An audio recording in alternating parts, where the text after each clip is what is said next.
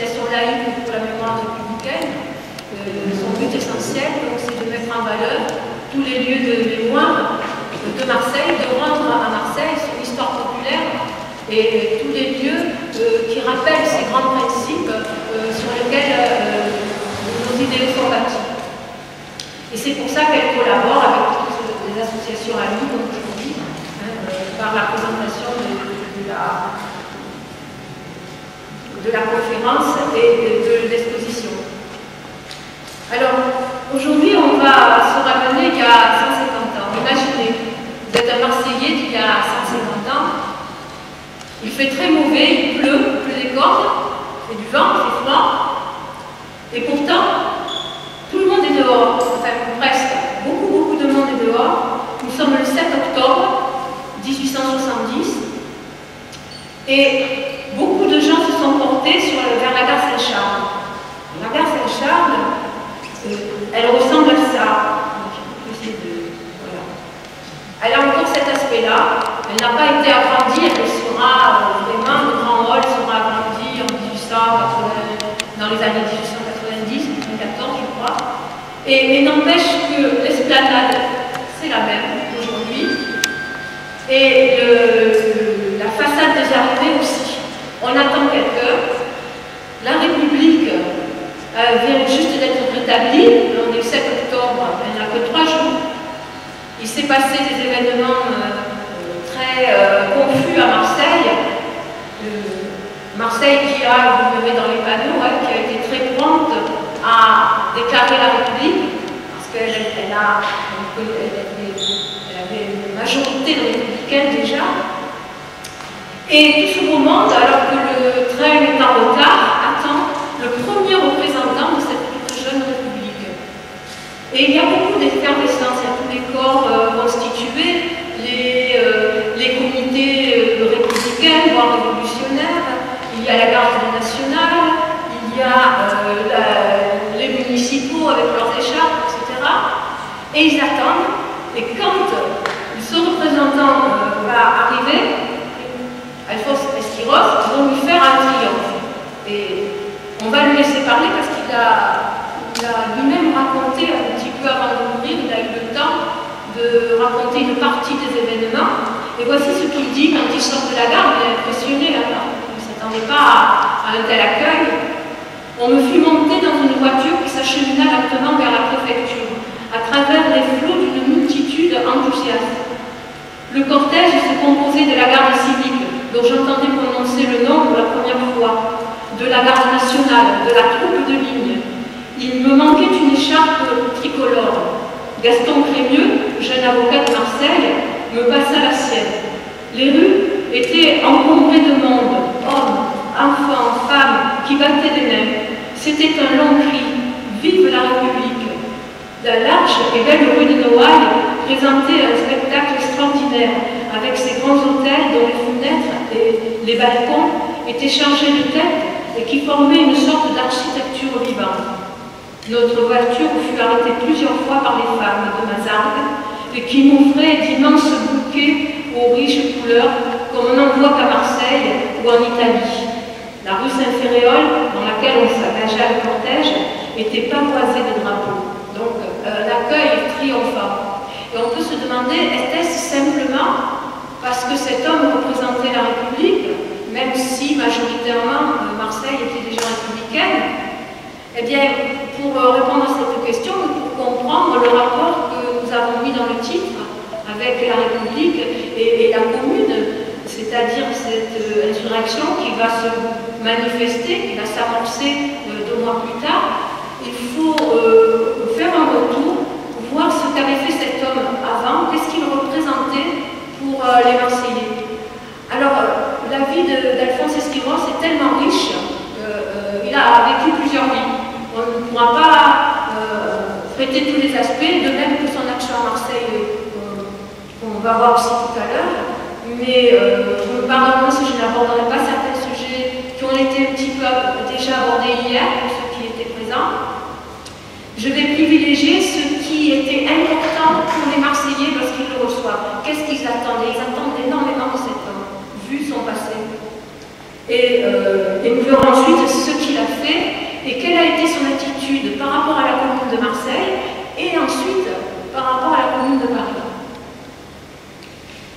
Alors, retracer le parcours d'Alphonse Esquiros, au fond, c'est recroiser tous les combattants pour les droits et pour la liberté, pour la République du milieu du siècle.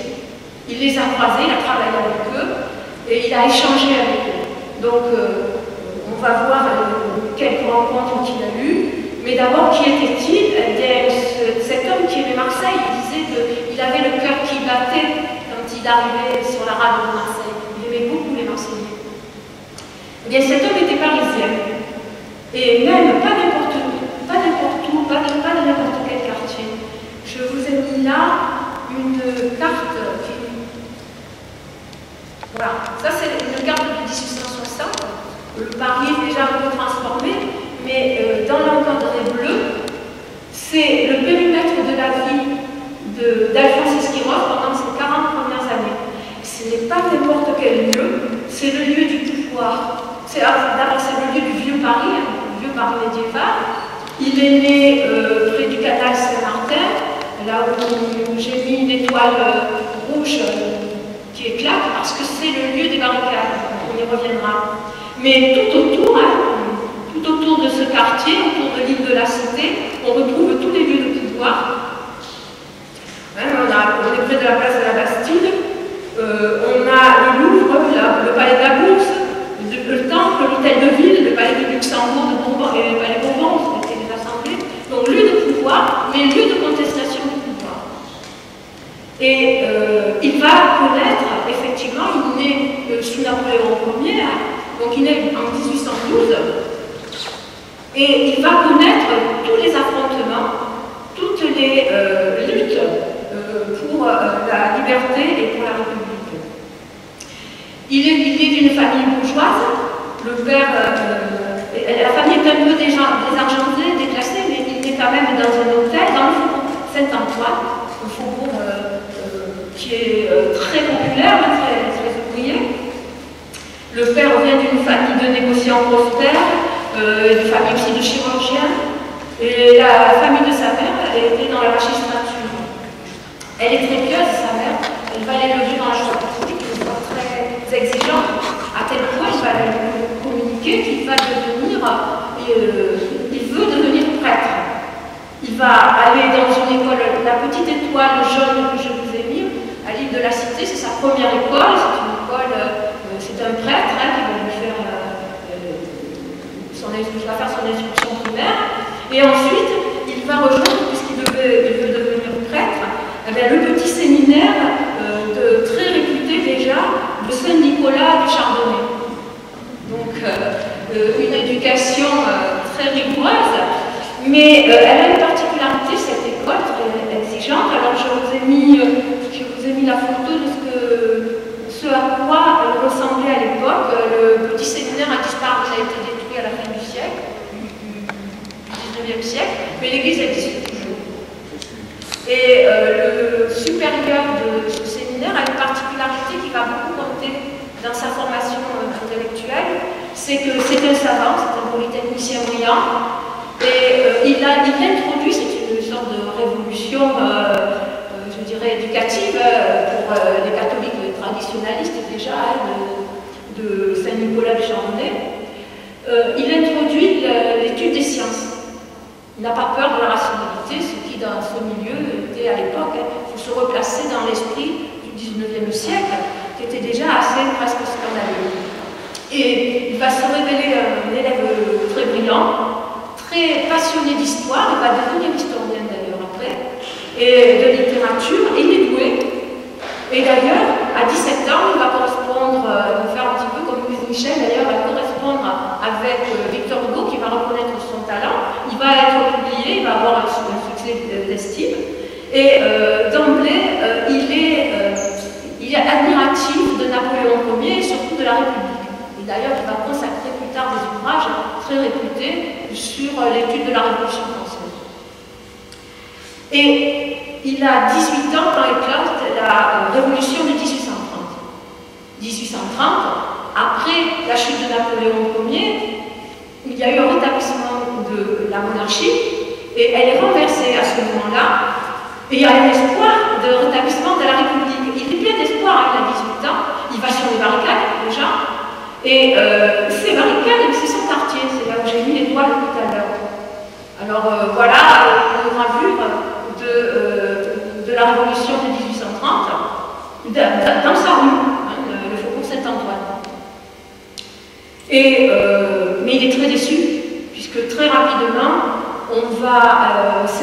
cet espoir va glisser, va être pris en otage par un pouvoir personnel, celui du roi Louis-Philippe, qui propose une monarchie un petit peu édulcorée, hein, un titre constitutionnel, et qui va être donc enlevé au peuple, et c'est quelque chose qui va énormément le choquer, parce que pour la première fois, il se rend compte du rôle de l'Église,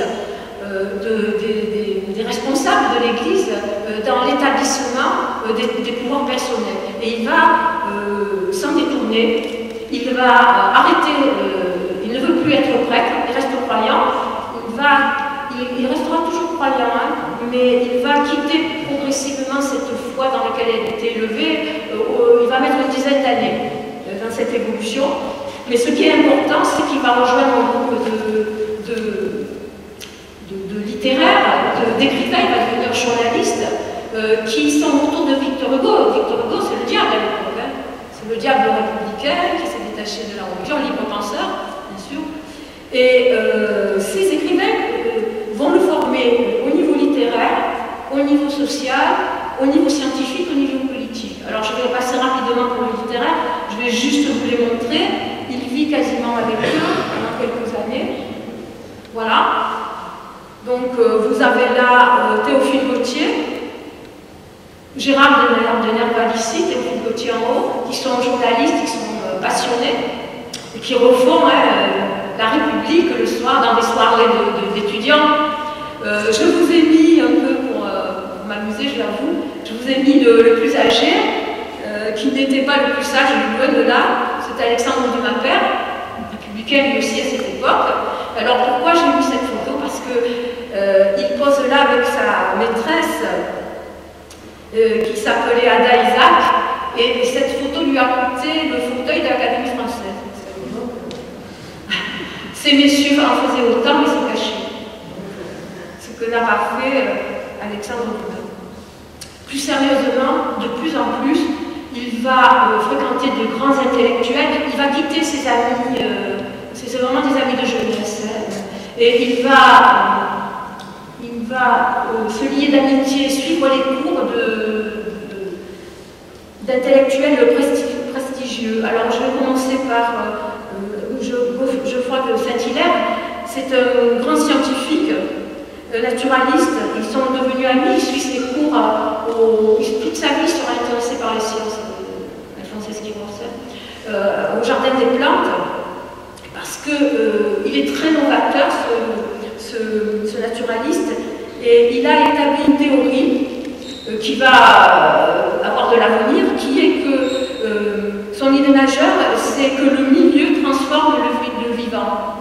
Si on veut améliorer, si une espèce s'améliore grâce à l'utilisation du milieu, et donc ils vont transférer ça, il y a toute une génération de politiques qui vont essayer de l'appliquer dans leurs idéaux sociaux. Et c'est ainsi que dans leur esprit, on doit aider les classes populaires. Ce n'est pas la volonté de Dieu, ce n'est pas la nature que la classe populaire soit dans cet état d'ignorance ou de mauvaise action, entre guillemets, qui est toujours une part morale dans cette société très lourde et très classique. Si on veut la faire évoluer, eh bien on doit l'éduquer, on doit l'instruire. Et c'est la grande idée d'un autre de ses amis, ils resteront amis jusqu'à leur mort, même quand ils seront députés républicains. Il s'agit d'Edgar Quinet, dont on ne parle pas souvent, mais qui a formé l'esprit aussi de beaucoup de républicains et de socialistes. Pourquoi? Parce que la grande idée de Quinet, c'est l'enseignement du peuple.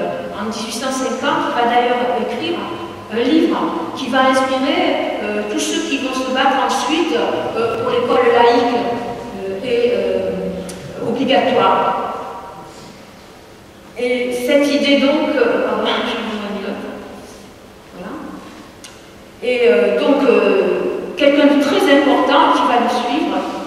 Au niveau politique, il va rencontrer, les journalistes d'art, un journaliste d'art qui est resté célèbre dans les milieux de l'histoire de l'art d'ailleurs, qui s'appelle Théophile Thoré, spécialiste de la sculpture, très faible, mais qui a des idées très avancées.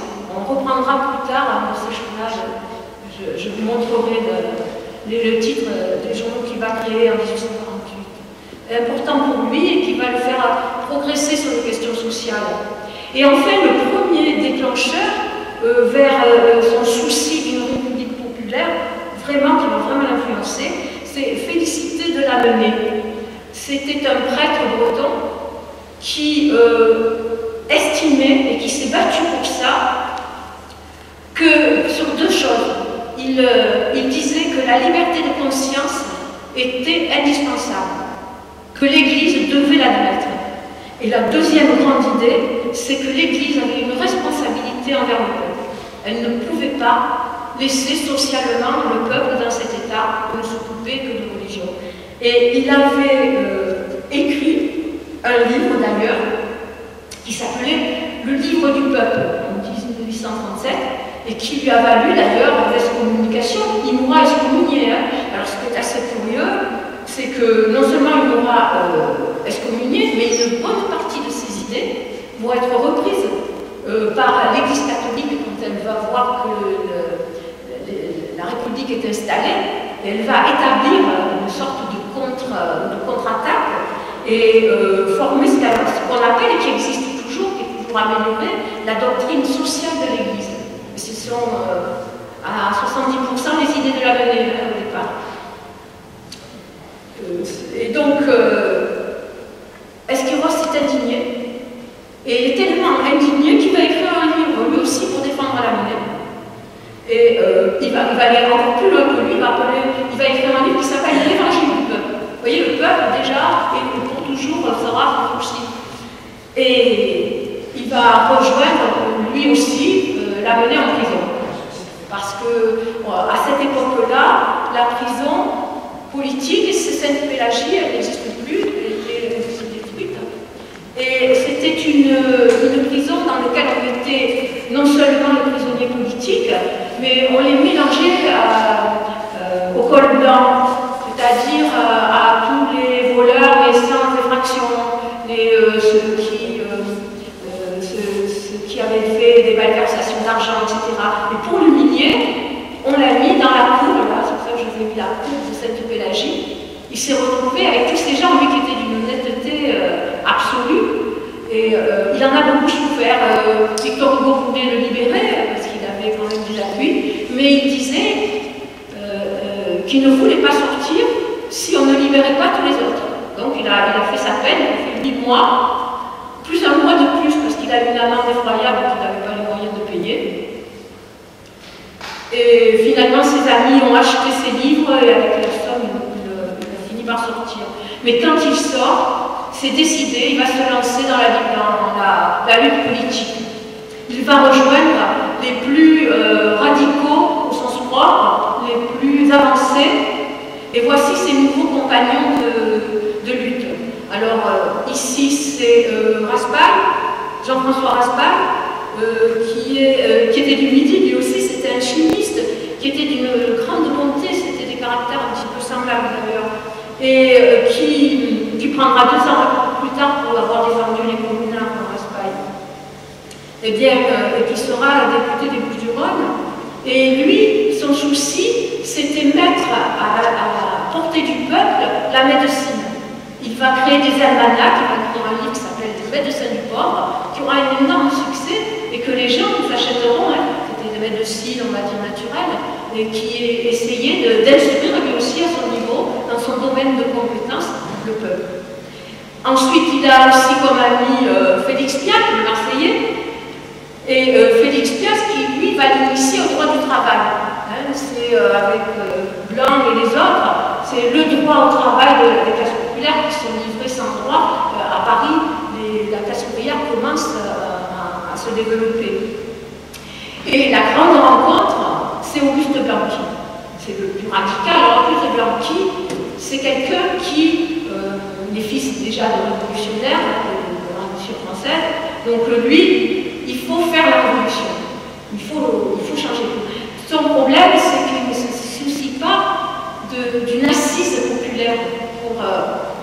pour la suite.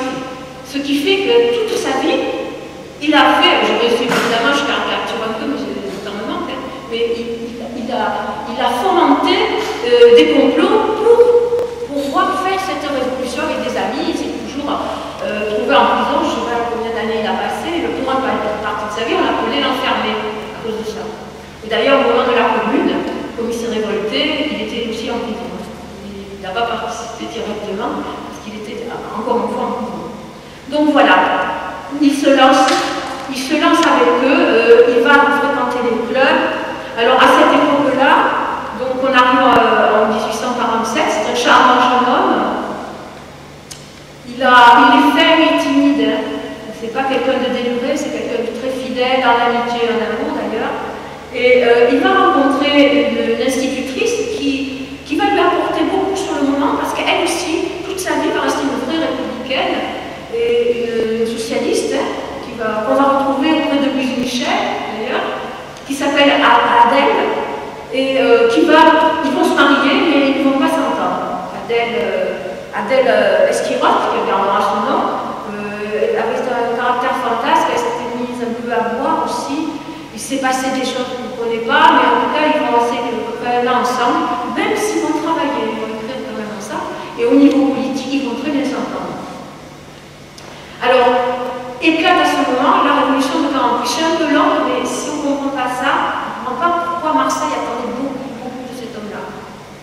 Alors, éclate la révolution de 48. Alors là, je vous ai mis une photo, parce que je trouve qu'elle n'est pas très connue. C'est la première photo d'une barricade à Paris. Ce n'est pas le quartier d'Esquiroche, mais c'est quand même Paris. C'est la barricade de la rue Saint-Maur. En 1848, il y a eu une première révolution, donc en février. Il est de toutes les barricades, d'Esquiroche.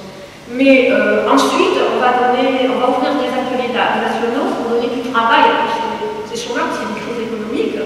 Et quand on va les fermer, ce qui va mettre à la rue des milliers de gens, il y a une révolte populaire.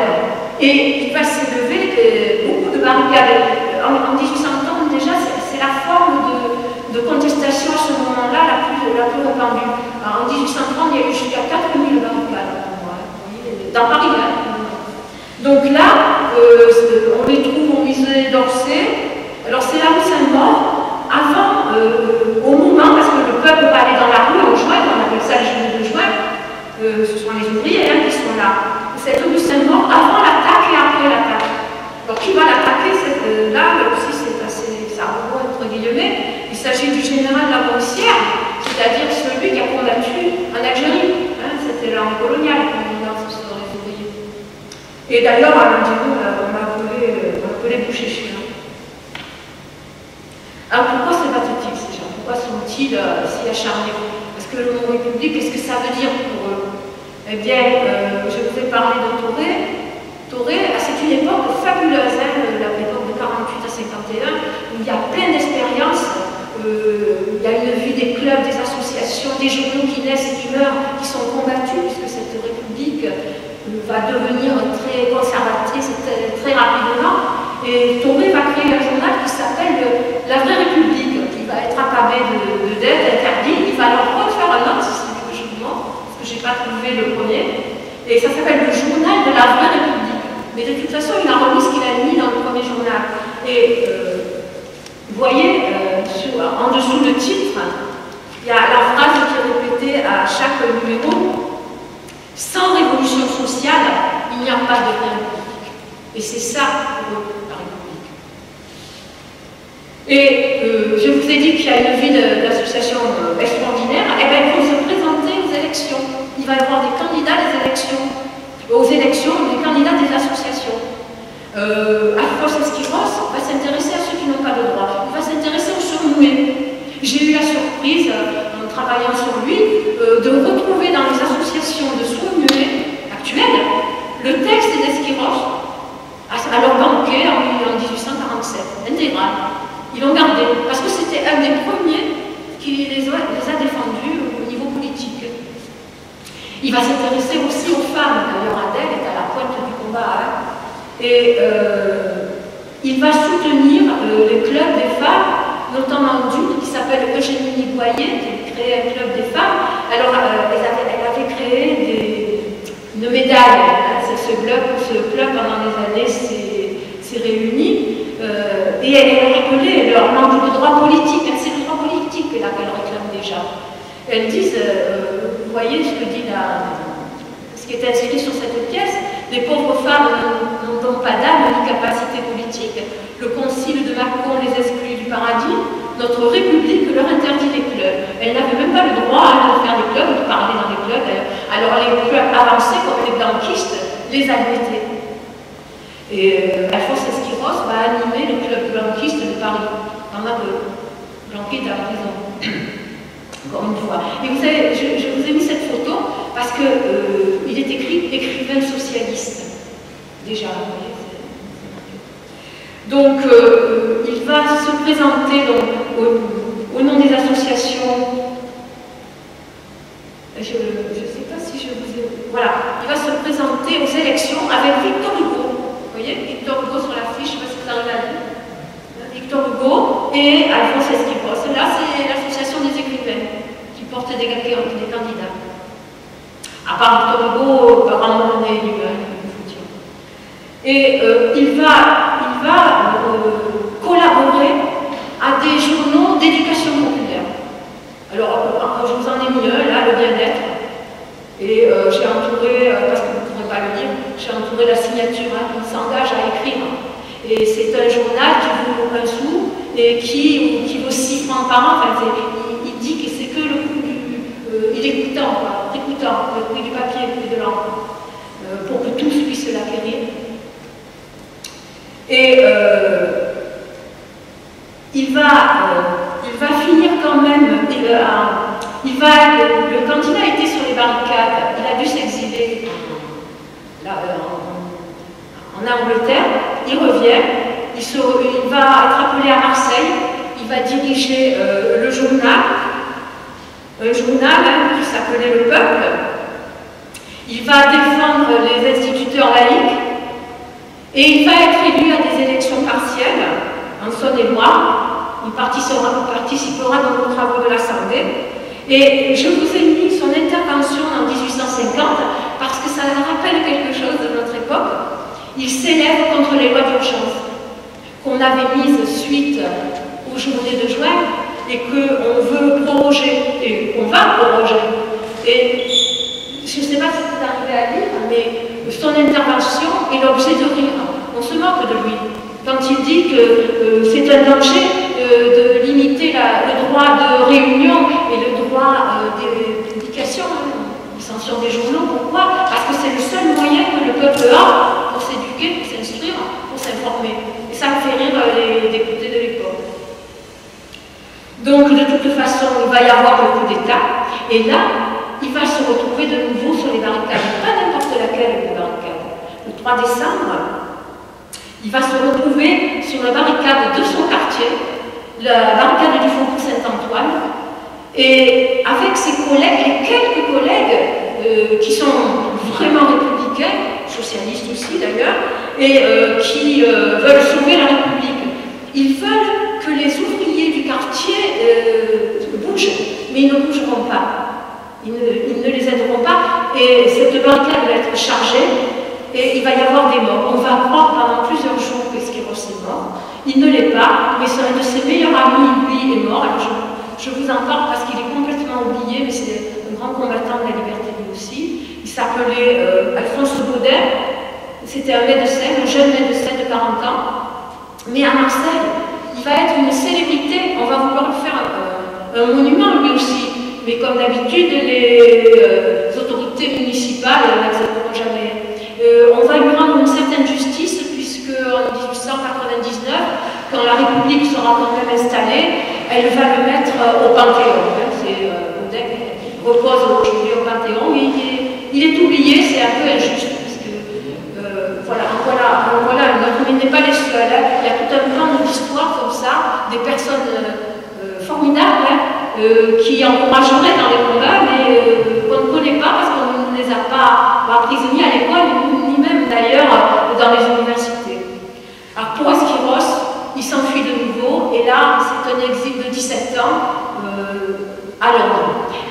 Paradoxalement, ça va être la période la plus heureuse de sa vie, il va continuer là aussi à se former et à mûrir sa position politique. Pourquoi? Parce que d'abord, il va faire des rencontres, hein, je passe sur toutes les rencontres intellectuelles. Il y en a qu'une que je vous cite parce que pour son combat politique, ça va l'influencer beaucoup. C'est celle de John Stuart Mill. C'est un génie, il est très croyant, c'est un puritain, mais très généreux et surtout très égalitaire.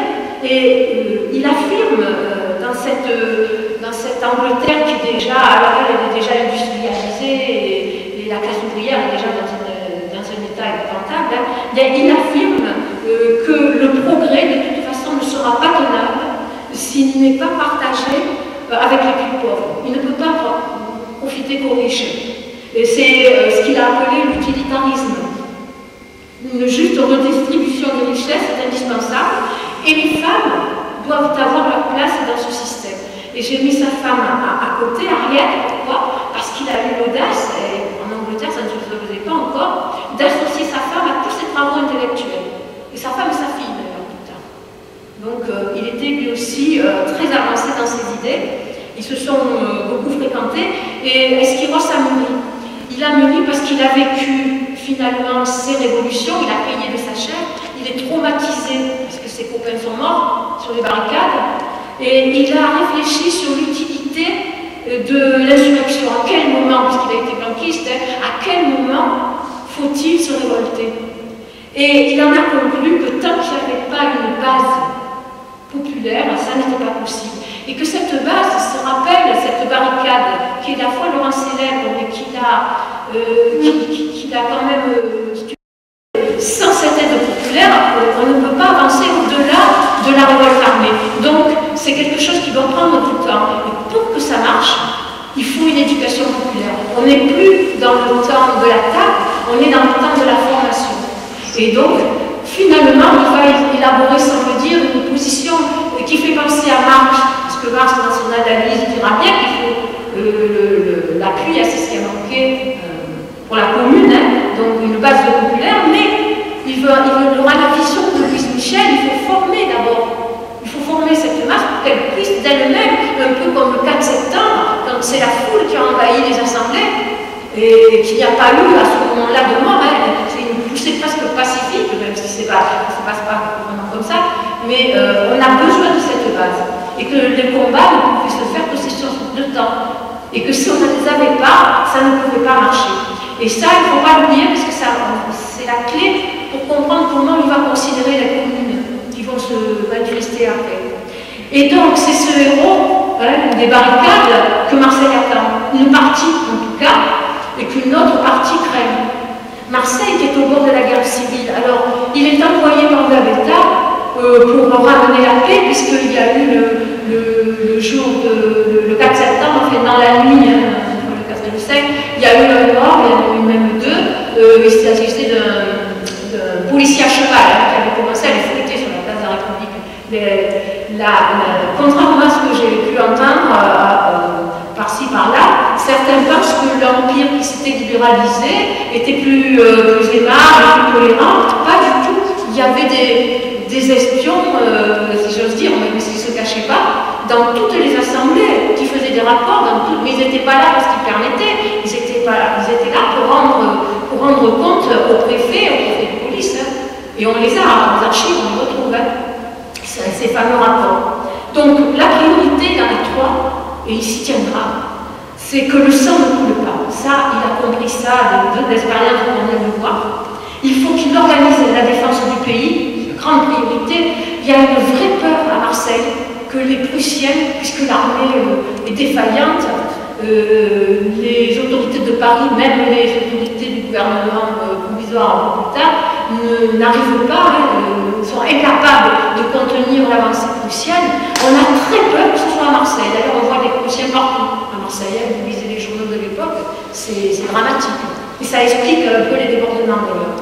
Et la troisième, c'est défendre la République. Parce qu'il sait, il a vu les détournements précédents.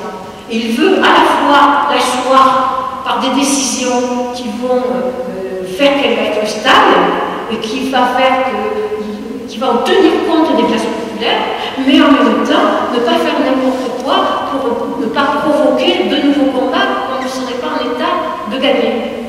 C'est un équilibre presque intenable d'ailleurs. Et d'autant plus que Marseille est en situation de guerre civile. Elle est en guerre civile parce qu'il n'y a plus de pouvoir. À Paris, ce sera un peu pareil au niveau de la commune, mais à Marseille, c'est, je dirais, encore pire. On a une municipalité qui est républicaine, mais modérée. On a même des commerçants, des grands commerçants qui veulent la République, mais qui veulent surtout pas de changement social. Ils veulent une prospérité pour leurs affaires, ils ont besoin d'un libéralisme commercial et industriel, et surtout pas qu'on touche au droit du travail ou à la question sociale. Il faut que les choses restent en état et que les élites décident pour le peuple. Et puis surtout, donc, il y a de très fortes oppositions, notamment un parti légitimiste très actif.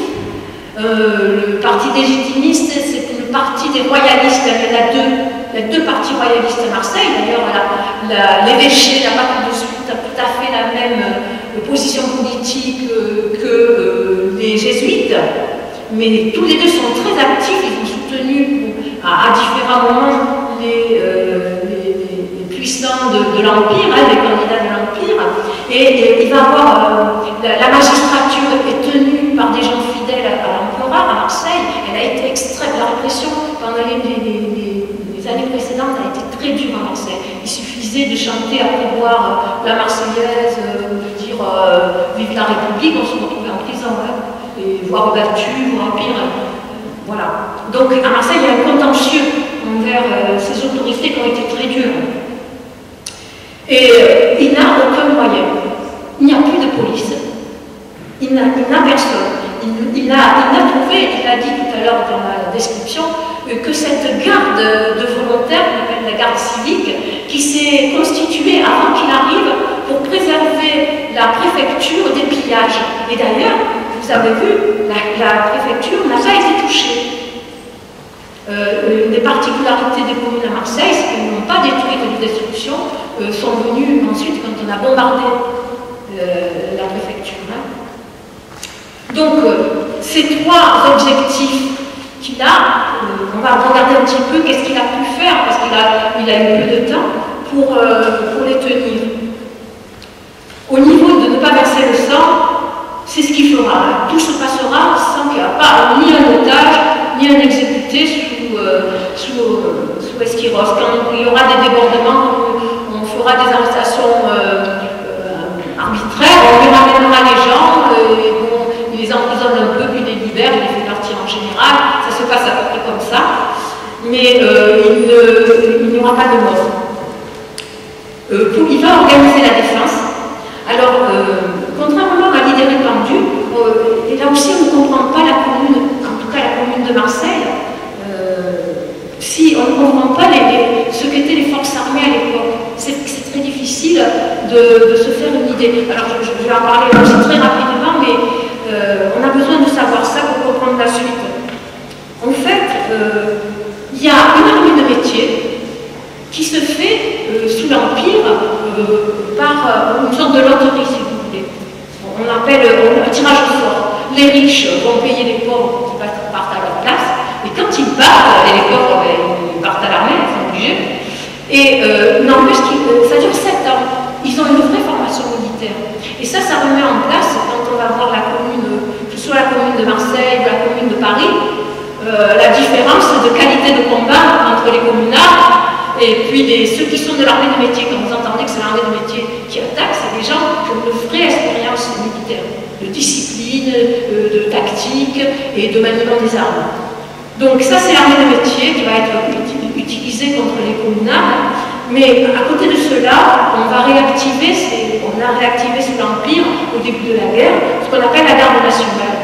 La garde nationale, c'était une armée qui s'était levée à l'époque de la Révolution française, qui était faite de citoyens, mais à l'époque de Napoléon, c'est pas du tout une armée populaire. D'abord, ils sont souvent à cheval, il faut l'argent pour l'équipement, c'est une armée de bourgeois. Et c'est tellement vrai que quand elle est levée, le journal Le Peuple, je crois que c'est du 31 octobre, hein, en parle, Gustave Naquet, le directeur du journal, décrit cette armée. Et il dit, attendez que je reprenne mes notes, parce qu'il dit des chiffres exacts avant que Esquiros arrive sur cette armée de métier. Je retrouve. Voilà. Il dit que la garde nationale ne comptait qu'une soixantaine de personnes. Vous pouvez prendre le journal, hein, je ne l'ai pas lu parce que il n'est pas lisible, ça apparaît très mal sur l'écran. Et il y a un autre corps de volontaires où il n'y a que 70, ça fait 120 personnes. Et donc, Esquiros va étendre. Alors, ce qui se passe à côté de la garde nationale, puisqu'ils n'ont pas l'argent pour s'engager et défendre la République, maintenant on ne défend plus l'Empire, on défend la République, le peuple veut y aller. Alors, on se cotise pour acheter des équipements, mais pour que certains y entrent, on n'a pas assez d'argent. Donc, il va s'organiser, un peu comme aujourd'hui, quand l'État est défaillant, les gens s'organisent, et ils vont s'organiser à ce qu'on appelle les corps francs. Les corps francs, c'est ça. C'est le peuple qui va se mettre en bataillon, s'organiser pour faire une sorte d'armée, elle aussi. Alors, manquant d'hommes, les autorités militaires vont finir par les incorporer peu ou prou dans la garde nationale, c'est un peu compliqué. Mais au départ, c'est ça. Et c'est pour ça qu'on a plein de corps francs différents dans la ville de Marseille. Et Esquiros va faire un travail assez admirable. Il va essayer d'unifier tout ça, c'est très difficile. Il va lever un corps. Alors, il y a à peu près, on a calculé, alors là aussi c'est les journaux qui donnent le chiffre, la garde nationale va finir par comporter 160 compagnies de 200 hommes, ça fait à peu près 32 000 hommes. Voilà. Et à côté de ça, il va essayer d'organiser et de mettre sous l'autorité préfectorale ou municipale les corps francs pour les canaliser. Il va créer un corps d'ailleurs de patriotes italiens en septembre, les Garibaldiens, il y en aura déjà 400 en septembre. Il va créer pour les 16-20 ans qui ne sont pas mobilisables, il va créer la Légion romaine. J'ai oublié de vous parler, mais je vais y revenir après. Voilà, il va créer des corps francs et la Légion garibaldienne. Et il va mettre à la tête son fils, le jeune fils qu'il a eu en Angleterre, qu'il a élevé en dehors des écoles pour qu'il n'ait pas d'influence religieuse ou politique. Il va même écrire un livre, Le Nouvel Émile, sur l'éducation des jeunes. Il veut à tout prix que, aussi en toutes les théories d'éducation d'Alphonse Esquiros, c'est encore notre domaine. Et ce jeune homme brillant va le suivre, il est son secrétaire, et il va, alors il est avec quelqu'un que beaucoup d'entre vous connaissent, avec Clovis Hugues, parce que Clovis Hugues a 20 ans à cette époque-là, et c'est un ami intime de William Esquiros. Et d'ailleurs, il va recevoir triomphalement Garibaldi va arriver, il va lui présenter les légions garibaldiennes d'ailleurs, et Marseille va réserver un accueil délirant à Garibaldi. On va élever dans la cour de la préfecture, il estime que la cour de la préfecture est au peuple, il va ouvrir les jardins aux gens du quartier, et il va faire élever, puisque c'est pas l'initiative n'est pas de lui, mais c'est des gens qui le font, hein. Donc il accepte d'élever une statue de la liberté dans le jardin de la préfecture. Oui, je voulais revenir sur l'élection d'Alphonse Esquiros, parce que nous avons entendu hier Bastelica qui se vantait d'avoir été pour beaucoup dans son élection.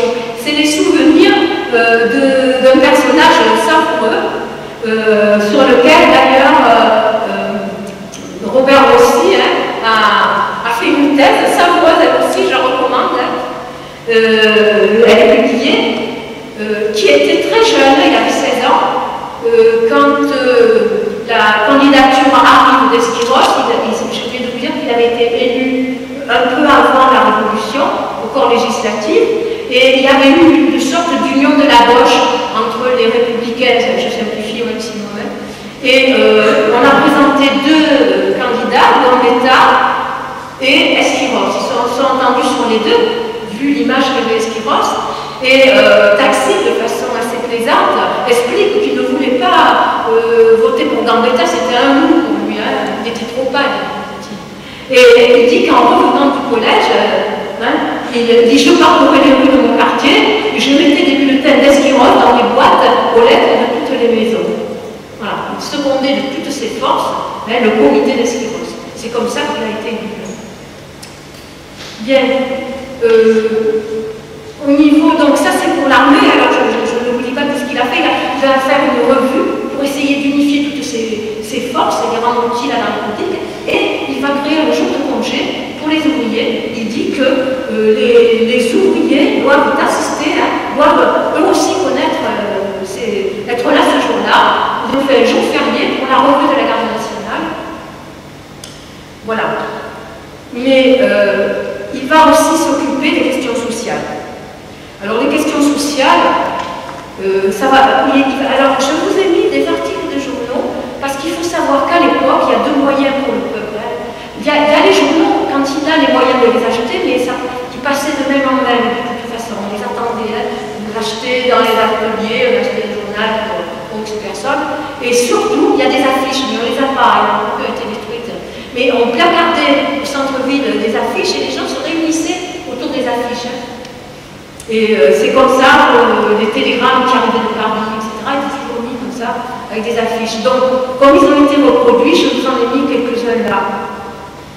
Donc, il va prendre des... là celui-ci, c'est la création d'un enseignement professionnel. D'un enseignement professionnel pour les filles et pour les garçons. Et on est en septembre-octobre 1877. Et il veut même... organiser cet enseignement, il créer un service qui s'en occupe, il n'en aura pas le temps évidemment. Il s'occupe des pauvres, il va dégager du monde de piété tous les petits lots que les pauvres ont donnés. Alors c'est vraiment les prêts qui vont jusqu'à 10 francs, pas plus. Mais c'est suffisant pour que dans les journaux, on avertisse qu'on ne remboursera pas plus de 800 personnes par jour. C'est vous dire, les gens avaient une paire de draps, un manteau, ils le mettaient, ils étaient payés au jour le jour, ces gens-là. Hein. Et quand ils étaient payés, quand il y avait le chômage. Donc il faut savoir que Marseille, 100 000, la classe ouvrière, c'est à peu près le tiers de la population qui est venue dans les 10 ans d'ailleurs, un peu d'Italie et des différentes régions autour, 100 000 personnes. Hein. Donc c'est énorme. Il va créer, parce qu'il y a beaucoup, quand on dit ouvriers, c'est-à-dire les gens, on pourrait dire prolétaires, les gens qui vivent de leur travail, ils sont soit ouvriers d'usine dans les ateliers, soit petits patrons, hein, ils n'ont pas de statut, hein, ils vivent au jour le jour, on les embauche, et sans, bien sûr, protection. Même si, les panneaux vous expliqueront, hein, il y a un début d'organisation avec un grand retard sur Paris, puisque le développement industriel s'est fait plus tardivement que Paris, mais il y a un début d'organisation syndicale dans lequel l'Organisation internationale du travail a aidé. Hein, voilà. Et donc, il va réformer le bureau de bienfaisance. Il va intervenir sur les loyers qui étaient exigibles sur 6 mois, alors que ces gens étaient payés au jour. Vous voyez un peu? Donc, pour les petits loyers, il va rabaisser les délais à 3 mois. Et il va créer aussi une banque pour les pauvres. Alors, il va appeler ça comptoir commercial d'escompte municipal. C'est un projet qui ne survivra pas, évidemment, mais pour essayer de donner à disposition pour les tout petits artisans hein, qui n'avaient, pour vivre, qui n'avaient pas de caisse, si vous voulez, hein, de roulement. Et enfin, il va réformer le bureau de bienfaisance, qui était l'assistance sociale de la ville à l'époque, mais il faut savoir que c'était des vrais petits dictateurs, il était dirigé par des religieux, et le journal Le Peuple, dans les mois précédents, protestait en disant « mais vous obligez les gens à aller à la messe pour recevoir une aide ». Vous voyez, il y avait un chantage comme ça. Donc il va le réformer, il va le remplacer par une commission en mettant des laïcs, des républicains, des médecins, des gens dévoués. Et en faisant le projet, je vous l'ai mis là aussi, il veut une organisation, une administration. C'est l'État qui doit s'occuper de de l'assistance publique. Et ça rejoint ce qu'il avait fait en 1847, en 1843 même. Il avait écrit un livre qui s'appelait Les Vierges folles et qui traitait de la prostitution. On lui reprochera toute sa vie en disant qu'il avait favorisé la prostitution, mais non, c'était un des premiers en France qui séparait le moral de la responsabilité sociale et qui disait s'il y a des tant de prostituées à Paris, c'est parce que le salaire des femmes, des ouvrières, on ne peut pas les faire vivre, on ne peut pas faire vivre leurs enfants. Donc une partie des poussettes dont on parle dans les romans et qui avait quelqu'un qui les soutenait, un bourgeois qui les aidait, c'est parce qu'elles n'avaient pas d'argent. Et c'était la faute de l'État, ce n'était pas une faute morale, c'était une faute politique et sociale. Donc c'était un des premiers à réclamer ça. Il était quand même à l'avance sur ces questions-là. Mais il ne s'entendait pas vraiment avec la Ligue du Midi, où l'Organisation internationale du travail était très présente. Il était d'accord avec beaucoup de choses, mais il ne s'entendait pas. À un moment donné, il ne s'entendait pas entendu avec eux, parce qu'il ne trouvait pas raisonnable certaines demandes, vu la situation de Marseille et du pays. Il disait qu'il fallait un peu de temps, parce qu'il avait très peur que ça recommence comme en 1948, comme en 1830. Et puis il va essayer de canaliser les forces judiciaires. Personne ne lui obéit dans l'administration, elle est restée impériale, je vous l'ai dit, à Marseille. Donc il va me donner un décret, je ne sais pas si je vous l'ai mis là, peut-être après.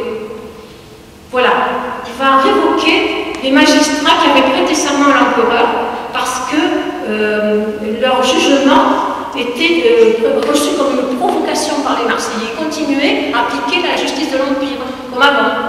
Voilà. Et en même temps, il va essayer de canaliser cette armée de volontaires qui est un peu de, comment dirais-je, de briquet de broc. Il y a un peu des gens, il faut voir qu'il y a des gens qui sont venus un peu de, tous les déshérités sont retrouvés un peu à Marseille à un moment donné, hein, et donc il y a un peu des gens incontrôlables, mais ils aiment énormément les Esquirros. Ce qui fait que, d'ailleurs,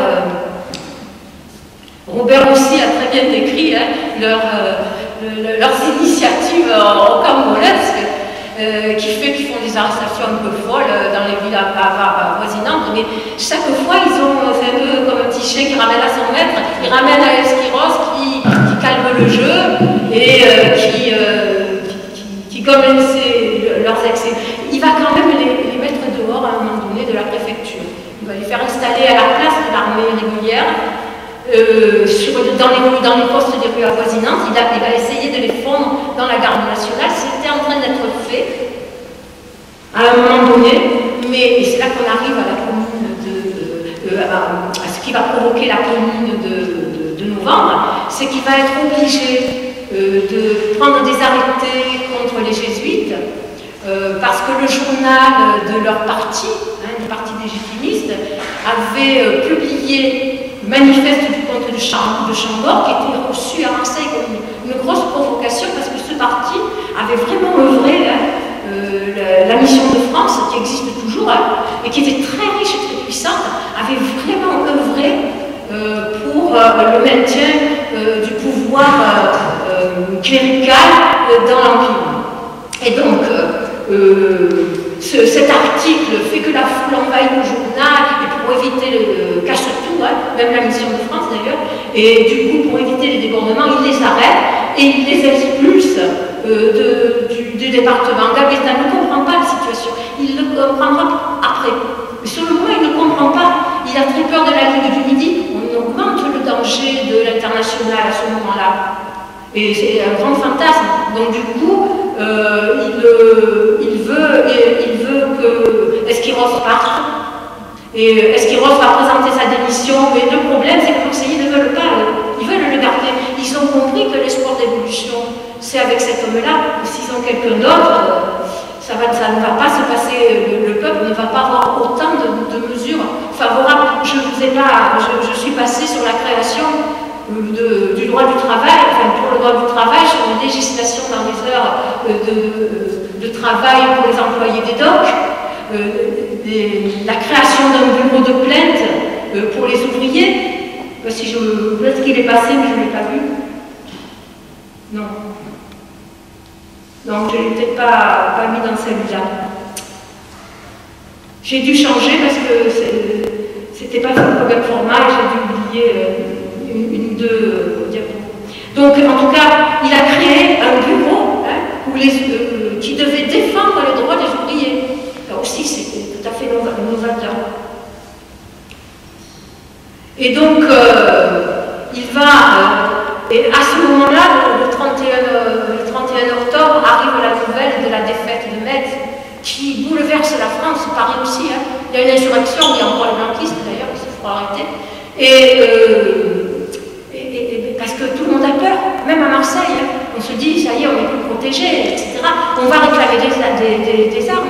Et ce conseil municipal, Esquiros dira qu'il faisait de la résistance, on dirait aujourd'hui la résistance passive, à toutes les mesures qu'il prenait, avait bien accepté un emprunt de 10 millions, mais c'était un emprunt volontaire.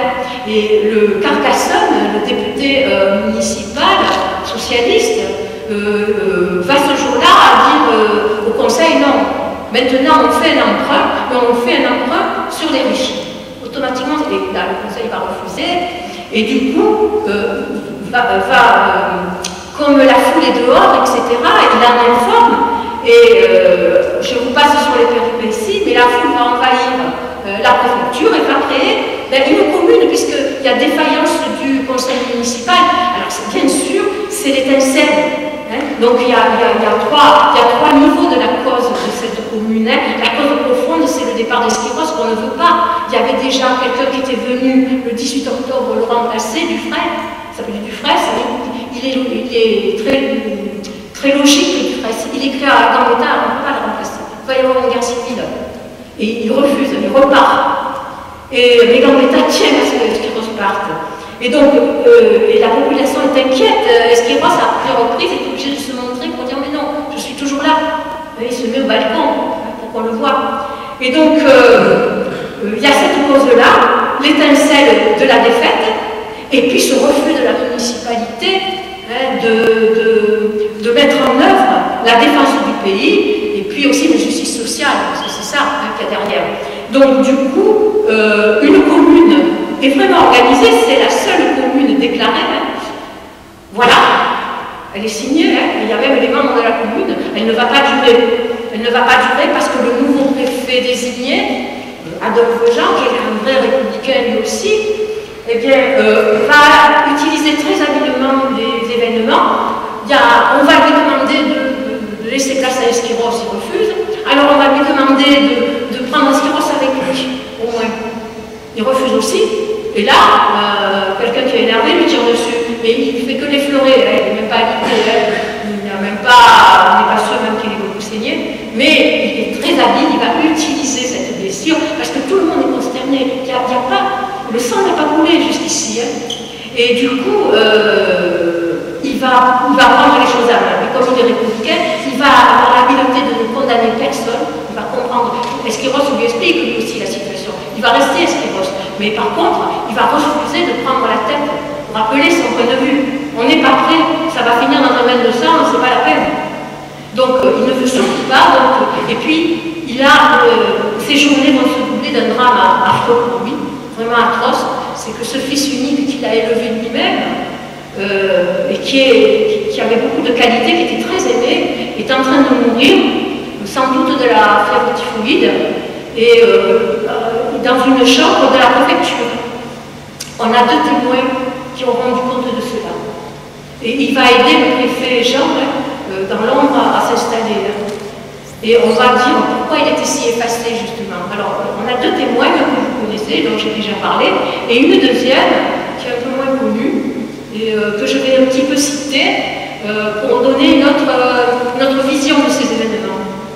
Non, là, on est un petit peu à l'avance. Voilà, les deux, c'est Clovis Hugues, l'ami de William, qui a été très affecté, et qui va d'ailleurs prendre, ce sera les premières funérailles officielles du 7 novembre, sans religion civile.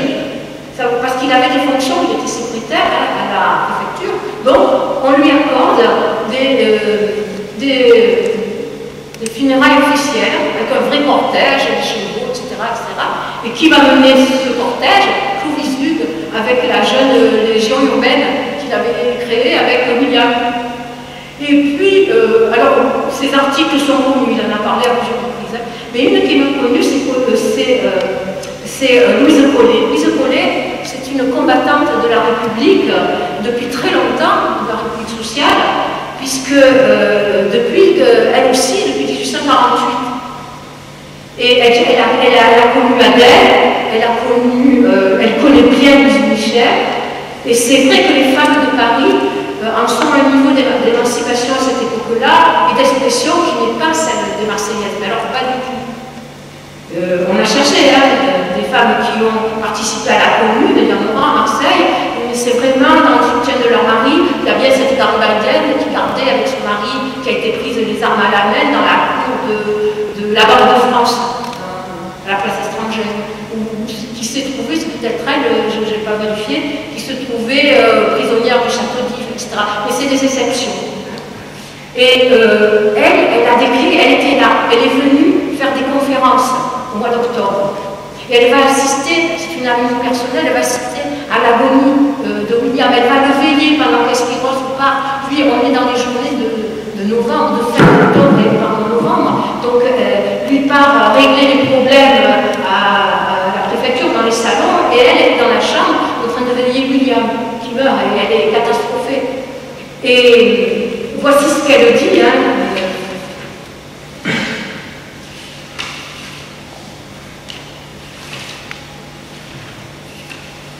Je plains ceux qui n'ont pas compris en pareil moment l'absorption d'un père et qui l'ont taxé de faiblesse.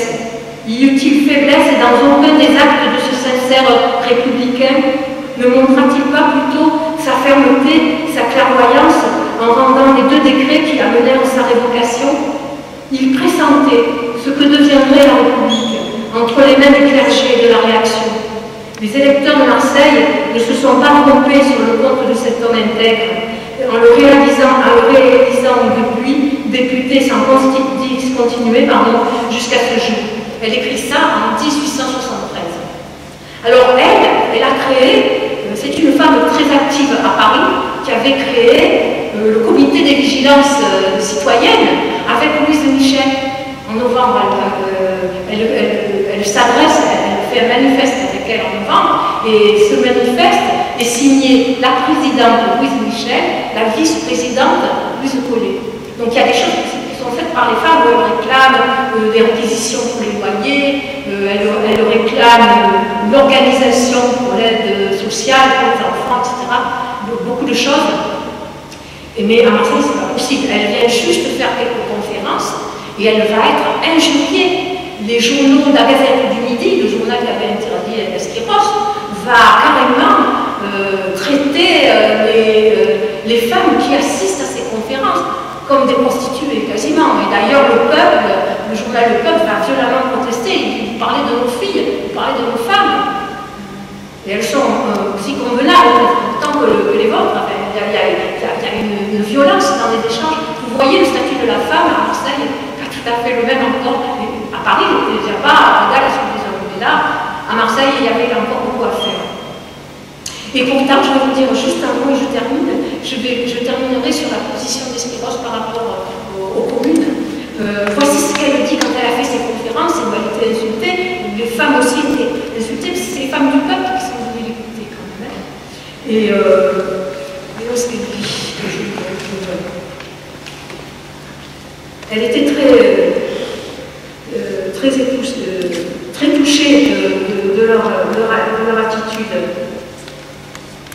Elle nous dit qu'il y avait des femmes croyantes qui croyaient à Notre-Dame de la et qui ne les empêchaient pas d'avoir des valeurs à l'époque républicaines. Et voici la réaction quand elle fait une conférence suite à la défaite de Metz où elle dit que la ville est bouleversée. Parce qu'ils ne savent plus quoi faire des alliances, enfin, les Prussiens certaines portes. Elle dit je répétais à mon auditoire ému les paroles du brave préfet. Elle parle de Delpech qui est parti, qui a dit qu'il partait dès le 2 et 3 novembre, même avant, il dit et nous aussi, mes sœurs, pas de phrases, mais des actes. Nos fils et nos maris viennent de s'engager, répliquèrent quelques femmes en larmes. Que pouvons-nous faire de plus? Et plusieurs de ces généreuses ouvrières, qui n'ont pour vivre que leur labeur assidu, s'élancèrent sur la scène et s'écrièrent en m'entourant: ordonnez, nous obéissons. Elles veulent faire quelque chose, ces femmes. Mais elles ne savent pas encore qu'elles peuvent faire des associations, etc. Elles n'ont pas l'habitude encore, elles n'ont pas encore les outils. Elles veulent, elles ne peuvent pas. Et alors, elles vont décider de faire une collecte. C'est la seule action qu'elles peuvent faire sur le moment. Voilà, mais elle en parle beaucoup avec beaucoup d'émotion. Alors, Esquiros donc va partir, il va rester quelque temps, et puis Jean va le faire partir parce que la ville n'est quand même pas si calme que ça. Et chaque fois qu'il y a un mouvement, il écrit « Vive Esquiros », Rodez. Vive la République, vive Esquiros. Alors Jean demande à Gavita pour ne pas le raccommoder, mais Esquiros n'a même pas d'argent pour partir. Il n'a jamais été payé cet homme-là, tout fait gratuit. Et donc on lui envoie, on trouve un moyen de lui donner quelque chose pour qu'il s'en aille. Il va partir en janvier. Il va repartir à Paris. Et quand il va apprendre que la commune de Marseille, parce que les événements avec Paris ne sont pas très bons, là on parle de 71, du mois de mars. Il va écrire le 27 mars, il est à Paris, il va écrire une lettre qui sera publiée dans le journal quelques jours plus tard, toujours en décalage, le Petit Marseillais. Et il va lui demander: que se passe-t-il à Marseille? Il leur dit: écrivez-moi. Et surtout, pas de guerre civile. Ça va être utilisé, c'est obligé de mal finir. Enfin, il ne dit pas comme ça, je traduis très simplement. Il leur dit: écrivez-moi. Et le 29, on a une lettre. Il écrit toujours à la même, parce que c'est une amie très personnelle. Et il est toujours élu. Il est obligé d'aller à cette assemblée. Il fait toujours partie de cette assemblée qui est versaillaise et qui est surtout royaliste. Et il est écœuré parce qu'il a peur que ça reparte et il dit: je suis malade. Et ce qui est vrai, il est en plus malade de son deuil et il a une maladie de cœur. Aurait-il voulu combattre, il n'était plus en état. Il dit: je suis tellement malade d'esprit et de corps. Cette assemblée m'inspire un insurmontable dégoût. Ma seule préoccupation est de m'en retirer. Il lui dit que donc, elle est aussi à Paris d'ailleurs à ce moment-là, et on trouve sa trace encore en début avril. Il est toujours à Paris. Voilà ce qu'il dit dans la lettre du 29, on l'a terminée. Vous savez que Marseille a voulu suivre l'exemple de Paris. La nature du mouvement n'est point encore très bien connue et les chances de succès me paraissent très douteuses. Derrière tout cela, je vois venir la guerre civile. L'Assemblée la provoque, le gouvernement la médite, elle éclatera. Comme aux journées de juin, cela ne servira pas les républicains pour vaincre, mais cela détruira la République. Une seule chose pour nous sauver, ce serait le bon sens du peuple parisien. Donc, c'est pas pour autant qu'il quitte Paris, il reste avec les Parisiens. Il reste dans Paris républicain, il ne veut pas aller sur le moment dans le Versailles royaliste. Il est toujours là en mai, et il n'est pas en très bon état, mais il va donner des conférences parce qu'on organise des spectacles et des conférences de bienfaisance dont les recettes vont aider les combattants, les communards. Et donc, il participe pour aider. Il n'est pas très bon d'ailleurs, il a du mal à parler. Et les journaux versaillais, qui eux sont toujours publiés, se moquent de lui. Parce qu'ils disent qu'il n'est pas exaltant forcément vu l'état dans lequel il est. Et on le retrouve jusqu'au 15 mai à l'époque de Saint-Martin, en train de faire ses discours et ses soirées pour soutenir les familles du 11e arrondissement. Et après la commune, il est tellement malade que l'Assemblée va lui donner un congé maladie. D'ailleurs, c'est une des raisons qui fait que il va y avoir de nouvelles élections, en 1976, il va être de nouveau, il va être proposé pour le Sénat, il va être élu, parce qu'il y a une partie qui est nommée, une partie qui est élue. Il sera élu, très méprisé de ses collègues, mais toujours fidèle. Il va siéger jusqu'à sa mort dans ce qu'on appelait la montagne, c'est-à-dire qui correspondrait, on dirait, nous l'extrême gauche de l'Assemblée. Toujours fidèle, mais il n'est plus orateur, il n'est plus en état de parler, mais il va soutenir bien sûr la demande d'amnistie des communards, avec Victor Hugo, il va être de tous les combats pour maintenir cette République jusqu'au bout. Et je ne vais pas m'étendre sur tout ce qu'il a dit et tout l'espoir qu'il a donné aux gens, parce que dans l'hommage que nous avons fait, que nous avions organisé avec les associations amies, devant le monument que les Marseillais lui ont élevé à sa mort en 1976, enfin 2 ans après sa mort, ce monument est l'œuvre des Marseillais. C'est un monument républicain, c'était élevé pour la République. Espérance républicaine, il n'y avait aucun espace pour lui rendre hommage dans Marseille. Donc ils l'ont fait au cimetière Saint-Pierre. Alors les détails sont expliqués, on l'a enregistré sur le site. Michel, tu pourrais rappeler l'adresse du site où on peut avoir plus de détails sur les funérailles des Esquirros, parce que nous n'avons pas encore édité la brochure qui doit arriver pour la résumer. Le site, c'est www.lp-13.org, tout simplement. lp.13. De toute façon, si vous tapez Livre Pensée du Bourgeron, vous allez tomber sur le site. Et dans la rubrique ALPMR 13, vous avez une extension. Tu l'as mis sur la page, regarde, elle est encore en page sur la page d'accueil, la vidéo. Ah oui, vous la trouverez facilement, cette vidéo. Hein, voilà, donc qui était Esquirros, retracer son combat, c'est donc retracer l'histoire des luttes pour la République sociale. Alors il ne se disait plus socialiste à la fin parce qu'il ne se reconnaissait pas, c'était quelqu'un de très indépendant, très original, il ne se reconnaissait pas exactement dans tel ou tel parti, mais vous voyez qu'il prenait les idées un peu partout et qu'il a tout fait pour que le peuple puisse participer à cette prise de pouvoir et puisse bénéficier de toutes les choses sociales qu'il méritait. Et les dernières années de sa vie, il va rejoindre, je vous l'ai dit, les idées de Michel, c'est l'enseignement populaire, c'est faire prendre conscience au peuple de ses droits, lui donner cette connaissance